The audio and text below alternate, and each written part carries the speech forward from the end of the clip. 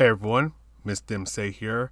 This is a lap guide for Tokyo Expressway East Outer Loop under wet conditions with the Lamborghini Huracan GT3.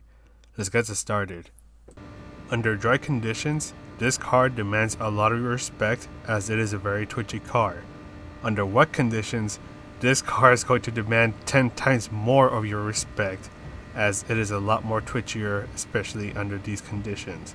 So for this first turn right here, you're going to start to brake when you're right about to get under the 150 meter sign. Brake in a straight line and then very carefully ease off of the braking. You can let the car cruise for just a little bit to let it rotate and then very carefully start to accelerate.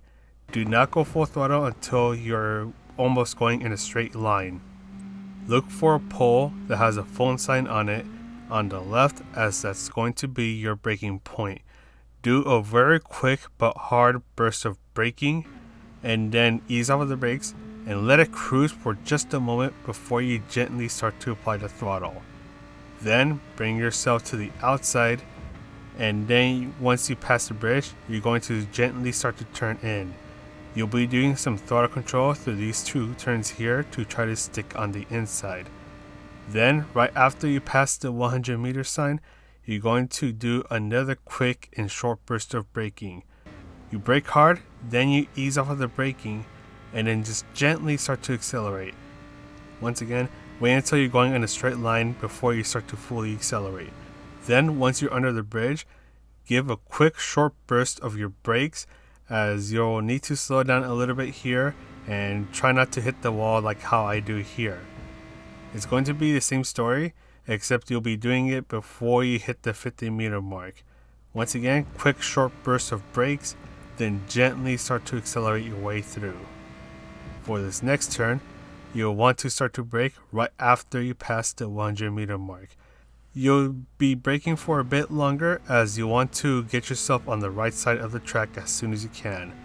Then through this turn, you want to be very gentle on the throttle, as it's very easy to lose control over here. Wait until you're in between the 200 and the 150 meter mark before you start to brake. Try to brake in as straight of a line as you can, as the car is going to wiggle a little bit.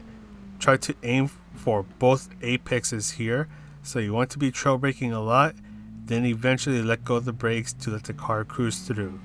Then once again, just gently start to accelerate your way through. As you just saw, when I hit the apex, I applied a tiny bit of throttle to try to get some grip, and then slowly start to apply more and more throttle until I felt fully confident that there was enough grip to go full throttle. But anyways, that's all for this lap guide. Let's go ahead and quickly talk about strategies. This race happens to be a Delhi C race where the fuel consumption is at ×2 and the tire wear is at ×4, and your strategy is survive. Really, that's all you really have to do, is to try to survive. Once again, you have very little grip, and if you're in a car like the Huracan GT3, it's going to be very twitchy, so you basically have to absolutely know what you are doing, and that part's actually going to apply to whatever car you're using, especially under wet conditions. The thing is that when you're driving under these conditions, any big mistake you make is going to be amplified. Actually, any mistake you make is going to be amplified.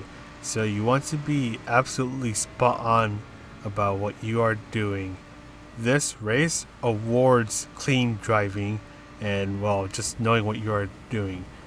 If you can do that, even if you are not setting the fastest times, but everyone else is just sliding around or losing control, then your chances of winning is going to go up. And yeah, that's pretty much it for the strategies. Non-commentary version is coming up. But anyways, I'm going to go ahead and sign off. So this is Mr. MCA wishing you a good race, and I'll see you in the next video.